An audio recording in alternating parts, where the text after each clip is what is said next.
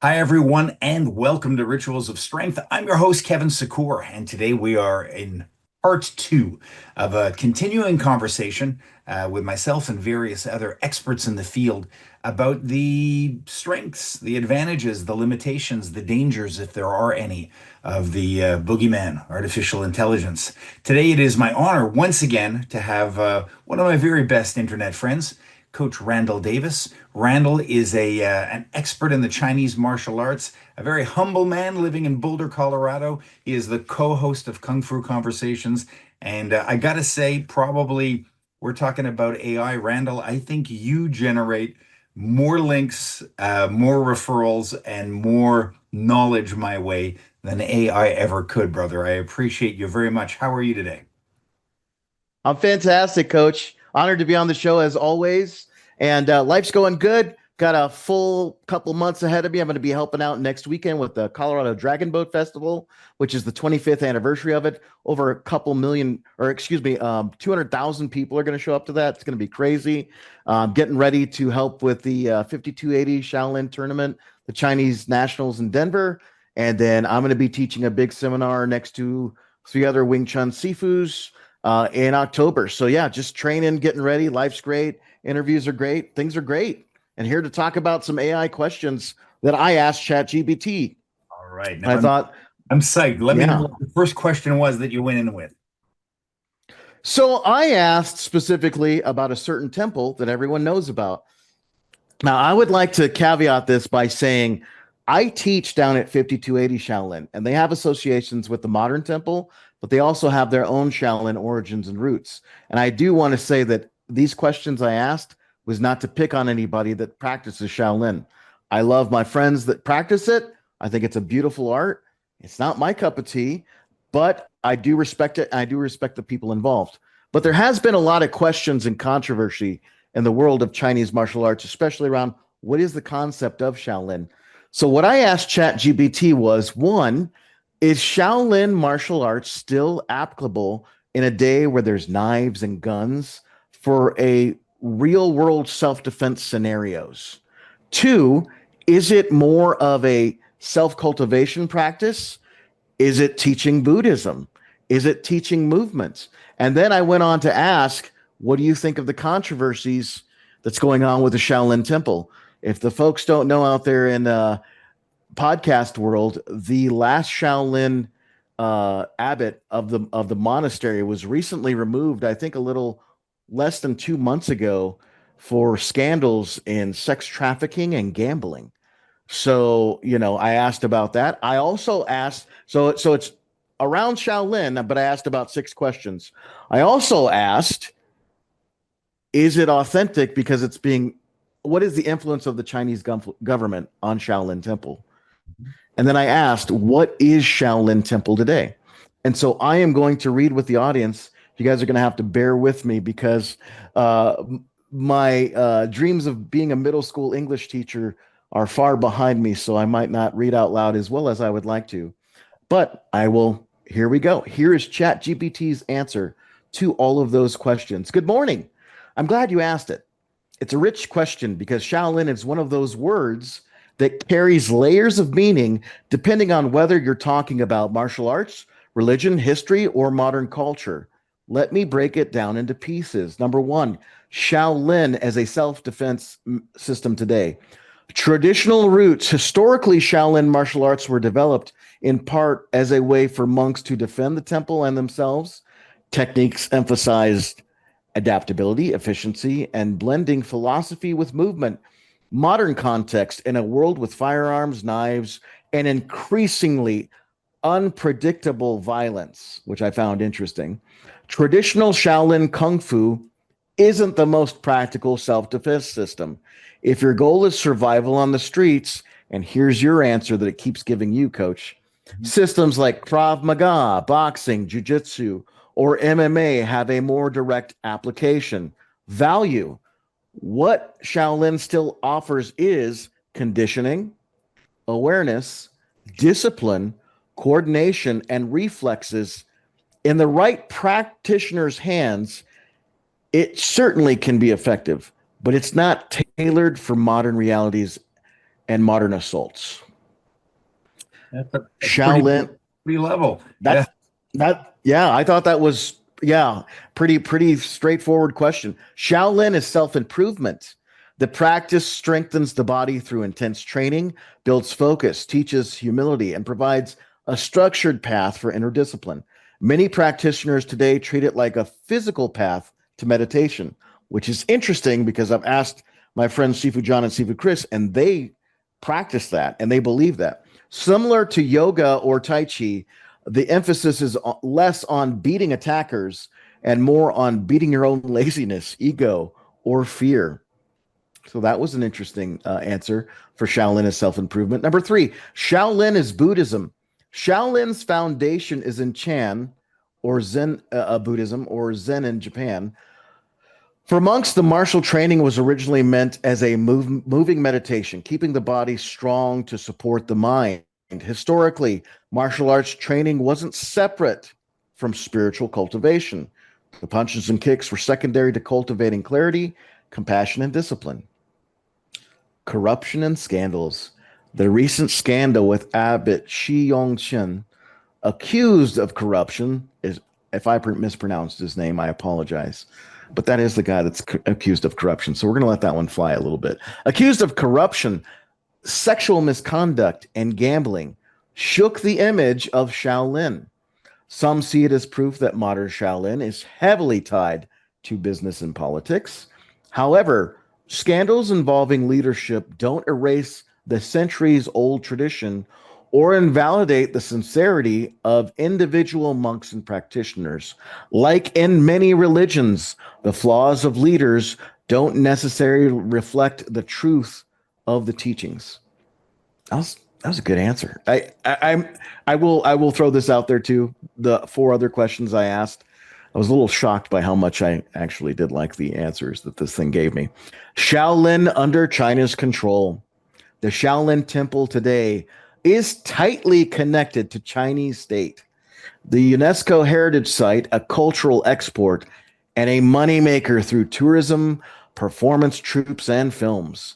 Because of that, much of what people see Shaolin is performance oriented, wushu shows, acrobatics, or choreographed Shaolin masters doing flips and breaking bricks. This spectacle doesn't necessarily represent the original temple or its intent.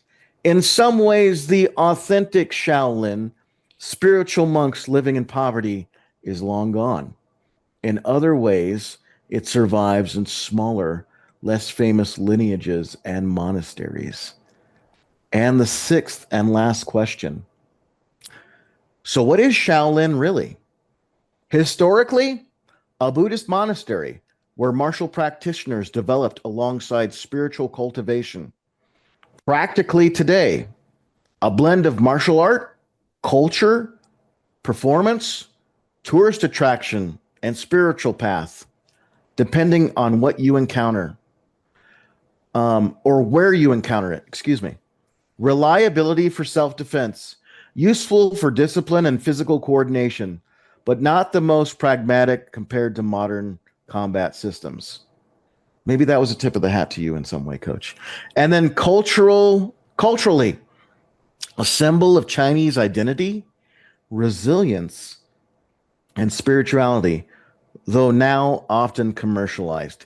In short, Shaolin is no longer one thing. It's a living tradition that's splintered into martial art, performance, business, religion, and cultural export.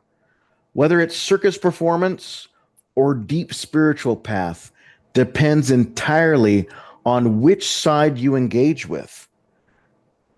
And that was ChatGPT's answer for my 6 questions I on would Shao.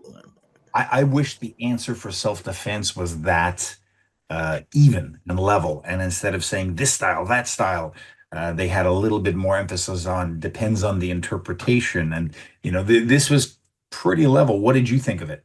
I just thought the answer was good. I thought it was honest.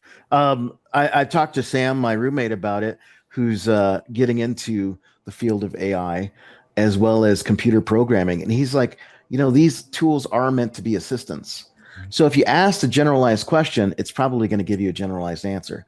But if you can focus more if you can focus more on certain areas and certain things that you want to dial in very specific things, then it's going to help you even more in those fields. So I think that that is a pretty good thing that it does. Know any of these guys, but I have a lot of friends who are purists, in the Chinese martial arts, some in the Japanese martial arts. I think some would argue that they think they're much superior to Krav Maga or MMA. I would tend to be with you agreeing with ChatGPT on this, but I will say that there are guys out there who feel unless you have that spiritual balance, unless you have that traditional conditioning, that you're lacking. So there is that. I'd say, as a caveat, the Chinese government probably wouldn't agree with their assessment of Shaolin Temple because they'd say, no, it's authentic. And that's part of the commerce. But I think, yeah, the level-headedness of this feels pretty good. Did you have anything in it that caused you to twinge or tweak or get a bit itchy? I take everything with such a grain of salt these days that it's almost hard for me, to, not really dive into it more with a, an ocular and maybe a toothpick. But I mean, I could be nitpicky on some things, coach, but honestly, I thought the answers were pretty spot on, at least for what I was asking. Now, if you don't mind, it looks like it's not going to load each of these questions. I have Chat GPT loaded up and I have my questions written down Yeah, and I kind of remember what it asked each time. So if you don't mind, would yeah, you mind if we did it on the spot and we 100%. asked Chat GPT? Yeah, I want to see what it says. Okay, And incidentally, I think so an ocular and a toothpick would be a fantastic look for you. I'm just saying. Um, this would be the Halloween. keep keep keep that on my agenda. Do I think that AI in the future will be able to teach Chinese martial arts? Or will it be a form of somehow uh, cultural appropriation? If they had a body, what would it be like, et cetera, et cetera? And I was really surprised on the answers that it gave me. Again, it was looking more for being a teaching aid.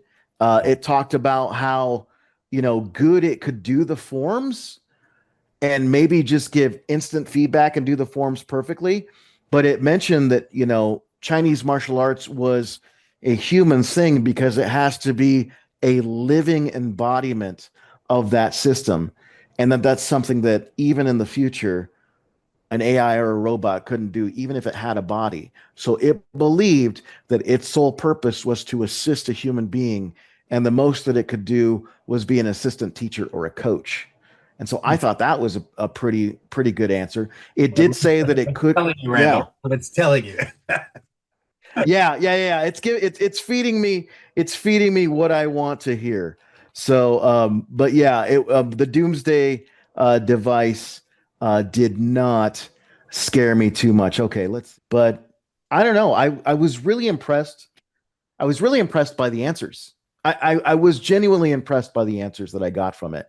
And something that I mentioned to you was I wonder if those answers were so good because I know quite a bit about Chinese martial arts, culture, history, philosophy, different styles of systems. I've been able to talk to different masters from all over the world. So I wonder if that has to do with me asking the right questions for ChatGPT and getting really good, solid answers. Um, I would think so. I mean, the more I was just writing about this actually this week. We come from a tradition where we've been in the library. We know how to like physically look up research. And then when the internet came, we were kind of appreciative of the power it had. Now we've seen AI come in, so we can, sometimes I'll search stuff and I know immediately that's not the quote. Like I made ChatGPT this week misquote Shakespeare. And I'm like, nope, that's not the quote. I was talking about Musashi and it was just constantly allocating everything I asked to Musashi. Even if I was moving on to Wyatt Earp, they would give me Musashi quotes and say Musashi, and it wasn't, so it really does have a pleasing aspect. But yeah, if your question is super specific, I think it tends to be pretty helpful. Could you see a danger if there was someone out there, a young student, an initiate who had no experience, and in the universe, ultimately, they were meant to be training with someone like you? Could you see something they could ask that might misinform them or lead them in the wrong direction at this point? I'm gonna have, man, I might have to think about that one for a bit. What comes to mind, and it's something that I wanted to share with you quite a bit. Did you ever see the second Tron movie, Tron Legacy? Of course. I loved that movie. It was so good to see, so good to see, yeah, the dude in another role where he could be kind of the digital dude, if you will. Oh, that was Eh, good. yeah. What I found fascinating though is there was a line in that movie that I will never forget because the wording was wrong. He's talking about these digital beings that were created. He mentions biodigital jazz, man. And he's like, the environment was right for these beings to come into be. He's like, they're they are powerfully wise, but youthfully naive. And I'm like, wisdom is the opposite Of of course. naivete. So you can't be both. What they were was they were knowledgeable, but they were not wise. So Chat GPT is a little bit that way. It has access to all of this knowledge, but it doesn't have experience. It doesn't have wisdom. It doesn't have time with something to be developed, right? If I ask it, I keep saying they're Wikipedia answers, but it's going through every database, pulling that out and throwing it in front of me and saying Yeah. this is the answer, I don't but know if that's not. Yeah, you yeah. ask a question, it'll put little So icons of where it's getting the information from. And one of them is Reddit. So, I mean, think of how many posts on Reddit are just, dismissing everything traditional as bullshito. And of course, you're going to have MMA, BJJ as top priorities. Um, so, yeah, as a traditional guy with traditional roots, I was kind of like, well, it's not that simple. The delivery mechanism could be put in question. The wording could be different. I wish on the self-defense questions I had asked, there had been just a little bit more of look for the teacher, look for the pedigree, look for not the style necessarily, because that's always a difficulty. If you just say this style is great, and you go out. Hmm. absolutely, absolutely. One domain that I had fun with, and I'm sure this put me on a list. So if anyone's listening, thinking they want to explore this, be aware.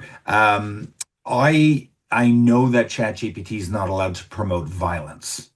So I went down a rabbit hole saying, what style is most known for being lethal? And it'll give you that. It'll list things like ninjutsu. It won't go into the sport. It will say Krav Maga. And then what's the most lethal technique in the martial arts? Well, we're obliged to not provide violent answers, promote violence, but these styles are consensually seen to be the most violent, and they include movements like, but they won't give you anything specific. So I wonder how much prodding it would take to slip up, or I think if you ask the question five different ways, what remains common in those five answers will ultimately tell you it's neck breaks and throat hits or whatever the case is. So it's just like it's saying, he was the current abbot was accused or alleged, and it's being careful in its legal speak. It won't generate an image about violence. It wouldn't even recreate images from the Bubishi on killing technique. And it's a widely available through research. You can find the book. But here are some other images. And then it listed images that were the least lethal, most traditional looking things. So it was hard to catch up on that. You were using ChatGPT free version. I tried using ChatGPT Plus, which is the $20 a month version. And I went back and forth between phone and PC. And I think there is definitely a difference of depth, and because there is no cap and because it is faster, you get a lot more information. But yeah, on traditional topics, I found it to be pretty even keel so far. Oh, So here we go. Let's go with this one. Do you think that that's what it was? I asked all those on my phone, so it's not pulling up on my laptop. So do you think years in the future that maybe an AI could actually teach something like authentic Chinese martial arts or kung fu systems, Would that be some kind of weird hybrid cultural appropriation? Or if that AI model had some kind of body to teach the system, do you think that it would be a good teacher? Do you think that's a possibility? Or do you think that down the road, maybe that AI would serve better as an assistant to a qualified human teacher to these Chinese martial arts? Good morning. That's a fascinating question.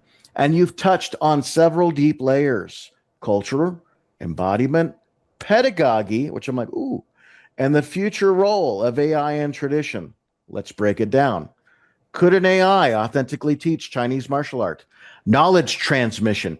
AI could certainly preserve and transmit the technical aspects, forms, applications, theory, philosophy, and even cultural historical backgrounds. We already see prototypes, motion capture, VR training apps, and biomechanical feedback systems. Embodiment challenge. Martial arts aren't just intellectual knowledge. They're felt, lived, and expressed through the body. Wow, this is me. That's pretty deep shit right there and pretty cool. Without a body or an extreme advanced robotic one, and the AI can't fully demonstrate the subtleties of timing, pressure, listening energy, tinging. It even has that in quotes, or lived nuance of decades of practice. Lived nuance. So it is near to mid future AI may simulate instruction very well, but won't embody the art as a living practitioner. Number two, would that be cultural appropriation? This depends on how AI is developed and presented. If an AI simply parrots techniques without context, history, or acknowledgement of lineage, that risks flattening the cultural depth and can feel like appropriation. But if the AI is trained under the guidance of recognized masters, which kind of creeped me out if you think about it, cites its sources, honors traditions, and is positioned as a bridge or tool, not a replacement for human teachers, then it may be more like cultural preservation than appropriation. It's similar to how museums, translations, or documentaries work. Technology can either distort or safeguard culture depending on intent and respect. If the AI had a body, could it be a good teacher? If, say, in 50 years plus, robotics and AI converge so that an AI could move with full biomechanical accuracy, it would provide perfect demonstrations of forms, which raises my eyebrow there. That is interesting for me, especially coming from principle-based methods. Mhm.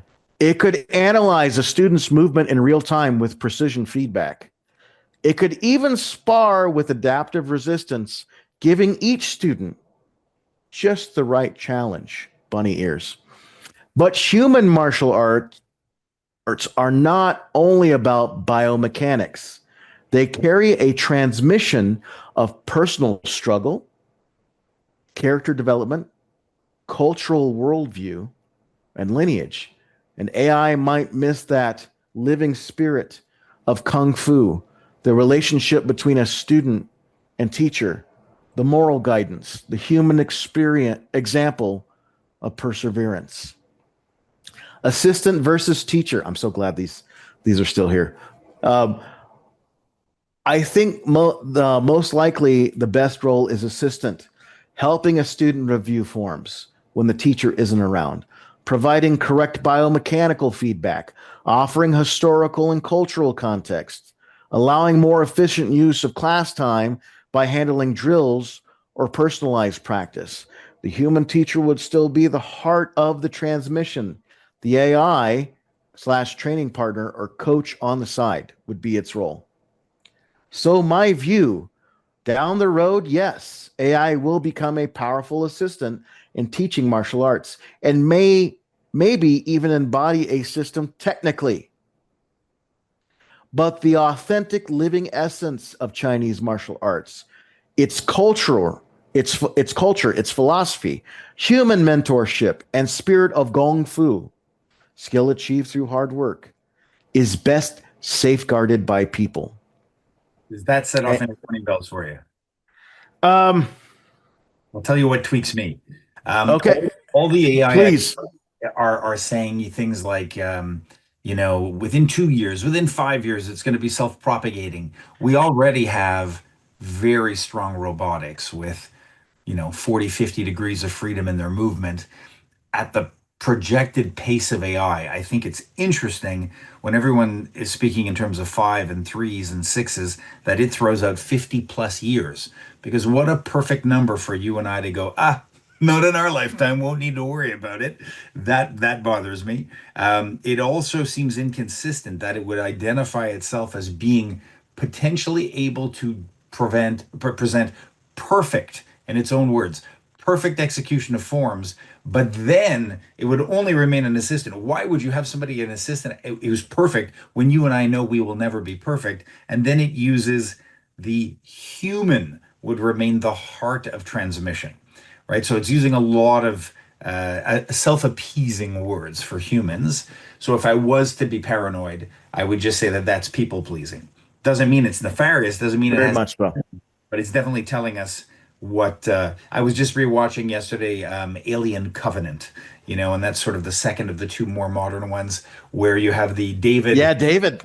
he's going all Robinson Crusoe and he's fighting the newer version who's like, I'm better than you, I'm stronger than you, they've made improvements, I have no emotional problems. And then during their massive fist fight, you see the original version who's all anarchic and creative, kind of do some dirty throat shots, and then the newer, more robotic robot gets surprised by this.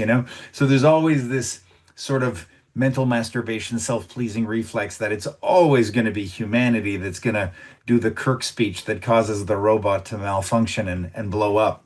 But realistically, if you had a jerky moving robot dog, which they have now, that has superior reaction algorithms to us, that's not prone to fear, that can act so fast that it can make mistakes, and then if the mistake is found to be a mistake, know it immediately and then make a better decision and cycle through five responses when we can't do one.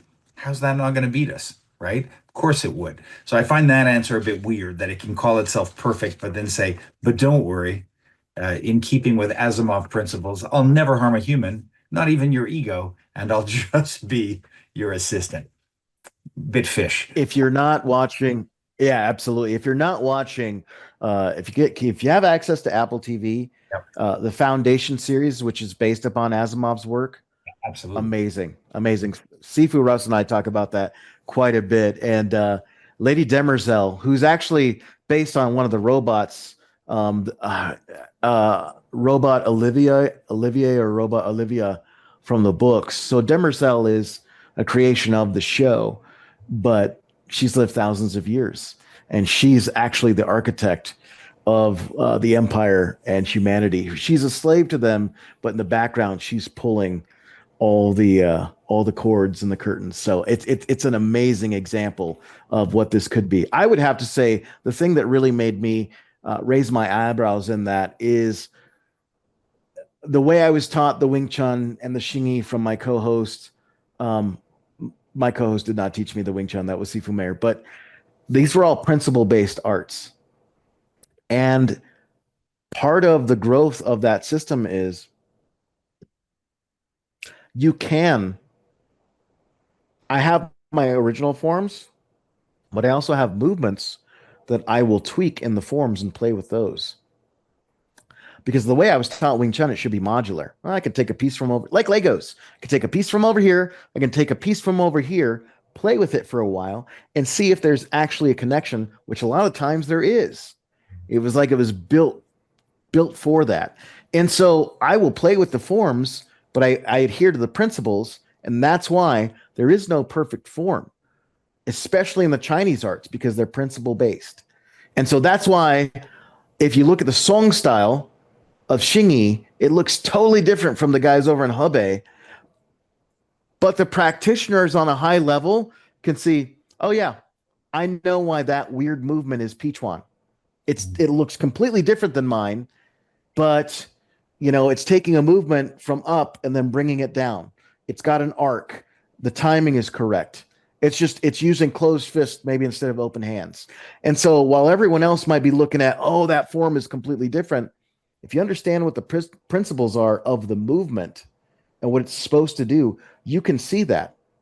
And so that's how in a lot of the Chinese arts, the forms will be, from hundreds of miles away and have a different appearance on the outside, but they can shake hands and be like, we're doing the same thing because it adheres to the movement principles that make that system correct. A tractor is not a race car, but they still have a transmission, they still have four wheels, and they've still got an engine. So if you're looking at it through the view of a vehicle for movement, it does that. The specific movements that they each do is a different thing. That's okay. But if you're shaking hands over and realizing the similarities because it's a vehicle for movement, it's a similar vehicle for movement. Its speciality is what kind of separates it. So that's my thoughts on it. That was my cringe, was actually the forms of all things, believe it or not. I would Um, also say, I was always taught that form is like ultimately you're resolving your fear of death. You're so intent on oh, visualizing your motion that you're facing your greatest fear and doing every movement like it's your last. And you're in I the love fight, that. spiritually in the fight. So I have no doubt that AI could create a robot that would be mechanically superior to a human. But how is AI going to, with no finitude, with no risk of attachment to impermanence, how are they going to coach me on how I'm going to achieve transcension, or detachment from impermanence, or deal with my fear? It can give me my cosmopolitan quick quiz, feel good answers about three things to do if you're feeling nervous, or read this book. But how is it really going to feel that? Maybe it will. Maybe it'll look at dilation of the pupil and galvanic skin response and know when I'm getting anxious. And it's a bit terrifying, though. Yeah. It is horrifying. It really is. Let's see. Let's see. Good morning, Chat GPT. Let's see. Where did I do this? Can a non-Chinese ethnic Westerner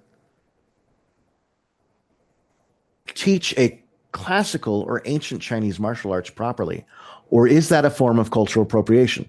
And I gave you the Reader's Digest answer, but here's the Chat GPT answer. Good morning.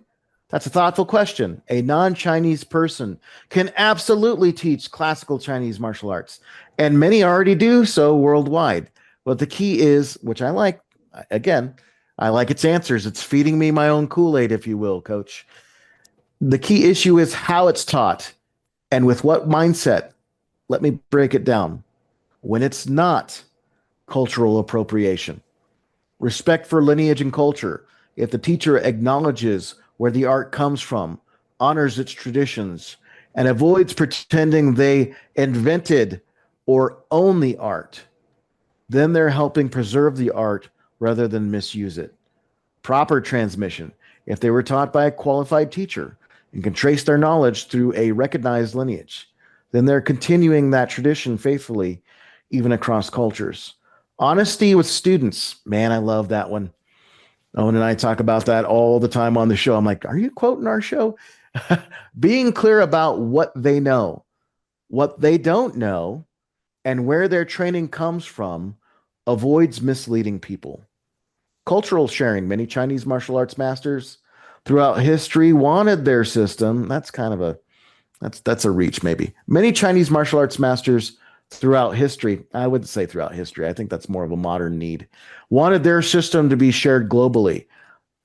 Bruce Lee is our example. For example, Bruce Lee encouraged transcending ethnic boundaries, and many modern grandmasters have disciples worldwide. When it could be cultural appropriation, stripping away context, teaching the art only as a physical routine while dismissing or mocking its Chinese culture, philosophical or spiritual roots. Here's my big word. I'm gonna mess this up, so hopefully you and the audience can forgive me. Exoticization, using the art at exoticization. I might be doing that wrong. Exoticization. I think that's right. Exoticization. Never heard that one either. Using the art.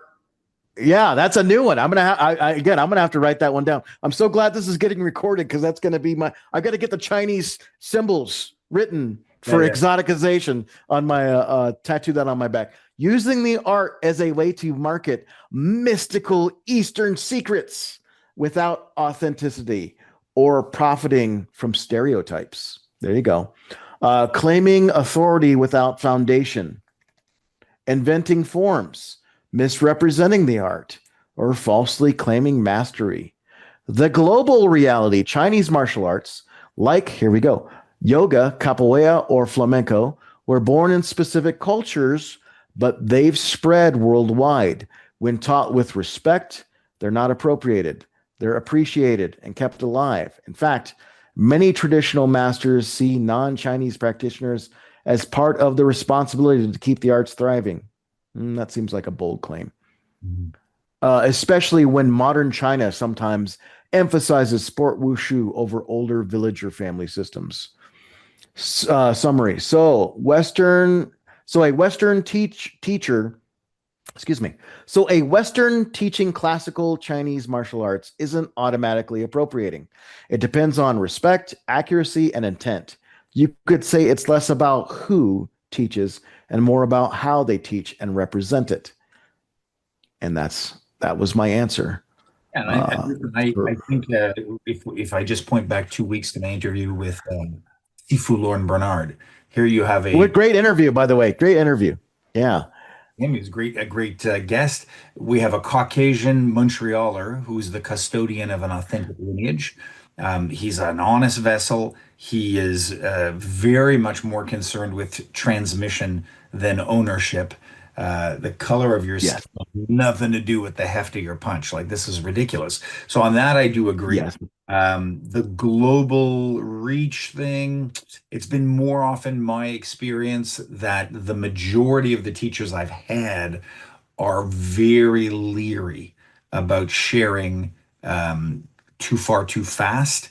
And I've had a lot, Yep. deservedly so, a lot of racism as a white guy. My jujitsu teacher was like a second father, and he famously said when I got my black belt, "You're about as good as a white guy's gonna get." Like he was openly racist towards me, but I love him. I understand where it was coming from.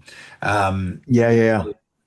has it been your experience that would you say most of the teachers you know, traditional teachers, have this lust for global domination? I have not had this. And the ones I have had, I won't name names, but the ones that were teaching authentically, often when they become more extensive in their reach, dilute the hell out of it. And it becomes something completely different from what it was. They make a fast food version rather than the gourmet version. Yes. Yeah. Wing Chun is notorious for that. We have a couple lineages. I won't say their names out there. And honestly, one of them produces some really slick fighters, but they don't know what they're doing. Here's what I mean by that. They know what they're doing, how to protect themselves. Yeah. They know what they're doing, how to defend, and even fight, but they don't know why they're moving that way. They don't understand the concepts. They don't understand the bridging. They don't understand. It's become, and I mean this because I know some great karateka. Yeah. It's become strip mall karate. Yeah. It's been bleached so much that it is McDonald's, the McDonald's of Wing Chun. So there's a lot of guys that can fight with it, but they don't know how it works. That's a better way to say it. They're really good sports car drivers and they're shitty mechanics and they're not engineers. And Would where you I is go ahead, coach. does it look like Wing Chun anymore, or does it just look like Yeah, yeah, it does. It does. And it's very fluid, it's very smooth. Um, one of the other, so there's two main McDonald's systems again. The second one has changed its forms quite a bit, and it kind of looks like Wing Chun. It kind of doesn't, but it's okay. It still has that Wing Chun flavor, but nobody understands what that flavor is. They don't understand it's a mid-range art. They don't understand how to develop the short power. They don't understand how to decode the weird Wing Chun forms back into the Mokjong. Because at least how I was taught, there is a bridge between the weird forms that we have in Wing Chun because those aren't fighting forms. We look at them more as covering a topic. It's a little bit almost like a screama, where it's dealing with angles. You're looking at angles, and if you can produce those angles on your own body, then you can see those angles on somebody else's body. It's almost, speaking of science fiction and AI, it's almost like the Terminator or RoboCop when they throw a grid on somebody. Mm. You learn your own body grid and you learn your own angle. You have drills that express that off of your body onto somebody else's body. And then you have an entry method. And then you have the chi sao. And then you have free sparring. So there are logical steps to get this. They don't have those logical steps. They don't have the principles. They can fight really well, but they don't understand why they're good. I don't know if that makes any sense. It's almost more of a physical skill than it is a tactical one. So it's all the physical without the tactical. And it still works, which does a Yeah. lot for Wing Chun, I guess. Well, I would also wager that it's probably filtering out only those people who have the size, the genetics, the toughness already, right? There's a lot of boxing gyms like that where the coach isn't particularly good. They produce Yeah. great fighters. It's just because nobody else will last. So unless you come in with a street pedigree and the ability to just wail on day one, you're already good when you come in, and you're just going to be given an arena in which to further practice, right? So that happens too. That's a Yeah. all right, man. Anything else on the AI front that I've yeah, I've got the one last question, and then you and I can kind of go from here. Let's see, was it the teaching one? I got let's see. I appreciate you being patient as well as the audience. All right. Nope, that's that one. Classifying Chinese martial arts. Here we go. Thanks, coach. This is kind of a big one. Hey, ChatGPT, I wanted to ask you about Chinese martial arts. Is it too large to classify it, or is it too big to generalize? You have arts from 500 years ago, you have arts from 80 years ago. You have village systems, family systems. You have northern arts. I actually wanted to make this into the trailer for Kung Fu Conversations. You have family arts, you have northern arts, southern arts. You have temple arts like Shaolin and Wudon and Ome. You have the modern contemporary expressions of these arts. You have sports like Wushu, Sanda, and even Shuaijiao, which is the jacketed wrestling style from China. So, how do you classify Chinese martial arts? Is it the weapons? Is it their forms, or talu, or kata, as it's called in Japan? How do you classify something so large? Is it possible to do that? And it blows a little smoke up my skirt, as my old football coach used to say to me. That's a great and very thoughtful question. You're right. Chinese martial arts, often lumped under the umbrella term kung fu or wushu, is so vast and diverse that it resists a single neat classification. Now, this is interesting. This might ruffle some of your feathers, coach. It's not like Japanese karate, which can be somewhat streamlined into Okinawan roots and then its main stylistic branches.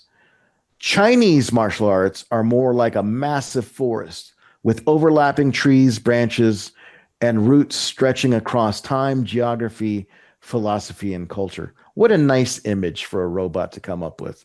That's my 2 cents. That said, scholars, practitioners, and historians have tried to classify them in a few useful ways.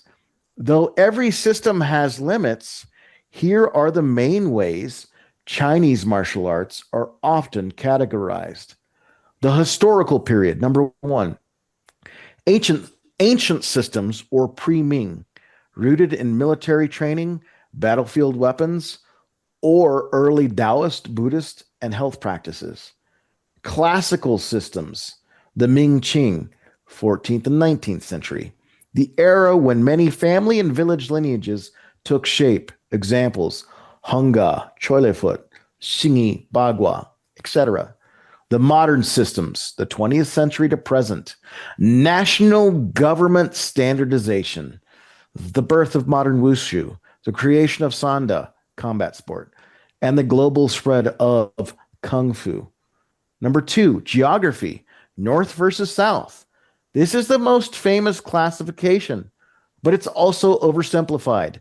Northern styles emphasize long range striking, High kicks, extended stances, flowing movements. Examples are Chang Chuan, eagle claw, and praying mantis. Southern styles tend to favor strong roots, close range hand tactics, lower kicks, and short explosive power. Hanga, Wing Chun, white crane. Number three, temple and religious associations. Shaolin with Buddhism, often seen as external, vigorous, emphasizing strength and speed. Wudon with Taoism, associated with internal cultivation, flowing energy, and the internal styles like Tai Chi, Xingyi, and Bagua. Ma or Ome and other mountains. Hybrids with their own religious flavor. No real answer there. Mhm. Internal versus external. Neja, emphasis on chi cultivation, softness, yielding, body alignment, and long term health. Tai Chi, Xingyi, and Bagua, which there's a lot more arts that fall into that category. If you buy into that category, external, Weijia, emphasis on muscular strength, speed, power, and immediate combat application, which I find kind of Yep. false leading. Shaolin styles, Northern Long Fist, Southern systems. But this division is controversial. Many systems blend both on the internal and the external. I'll kind of agree with that. Yeah, yeah, yeah. Technical focus, striking arts, examples, Wing Chun Hunga, Northern Long Fist. Kicking arts, Northern styles like Tongbei or Tantui, which I find funny because most of the Tongbei guys I know are really good strikers. Wrestling arts, Shuai Jiao, China, and grappling. Weapon systems, sword, staff, spear, Dao, exotic village weapons. Lineage transmission. This is number six. Chinese martial arts are often identified by family names. Chen Tai Chi Chuan, Hunga of the Hung family, Choi Lei Foot, created by Chen Hyung, or by regional village identities. This lineage based classification is extremely important in Chinese culture, but does not always map neatly onto technical categories. Seven, modern sport versus traditional. Traditional Chinese martial arts, kung fu, lineage, family systems equals forms, applications, rituals, philosophy, medicine. Modern wushu equals performance focused, acrobatics, national standardized forms since 1950s. And Sanda, a combat sport with striking, throws, and takedowns. And then the summation. Is it possible to classify? Yes, but only in layers. No single classification works universally. Chinese martial arts are like Chinese cuisine.